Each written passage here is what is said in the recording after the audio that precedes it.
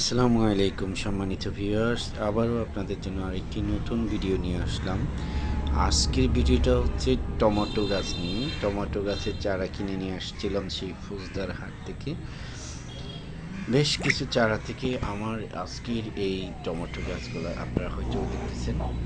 দীর্ঘ প্রায় মাসখানেক আগে আমি এই চারা গাছগুলো লাগিয়েছিলাম, টমেটো চারাগুলো। আলহামদুলিল্লাহ খুবই তরতাজা এবং সুস্বাস্থ্যবান হয়ে আমার এই টমেটো গাছগুলো বেড়ে উঠতেছে। আমার ভীষণ ভালো লাগতেছে যে আমি যে টমেটো গাছগুলো লাগিয়েছি সেগুলা স্বাস্থ্যবান হয়ে এবং ফলন দেওয়ার জন্য উপযোগী হয়ে গেছে।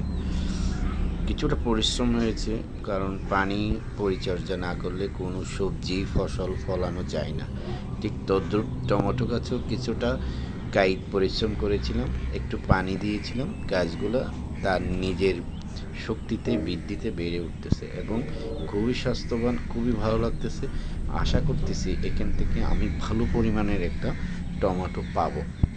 মহান রব্বুল আলামিন যদি চাই এখান থেকে ভালো টমেটো পেতে পারি। কিন্তু আপনারা অবাক হবেন, এই টমেটো গাছটা আমি অনলি 30 টাকা দিয়ে কিনেছিলাম। সেই 30 টাকার টমেটো মনে হয় 300 টাকা খেতে পারবো বা খেতে পারবো, এই অবস্থা। আলহামদুলিল্লাহ সবগুলো গাছের মধ্যে ফুল এবং ফলনের দেখা মিলতেছে এবং হয়তো রিসেন্টলি আর একটু পরিচর্যা করব এবং কিছু ইউরিয়া সার, বিভিন্ন ধরনের জৈব সার মিশ্রণ করে দিলে, পানি দিলে হয়তো বা এখান থেকে আরও বেশি ফলন আমি পেতে পারি। তো সবাই দোয়া করবেন যেন আমার গাছগুলো যেন ভালোভাবে বেঁচে থাকে এবং ভালো ফলন দেয়।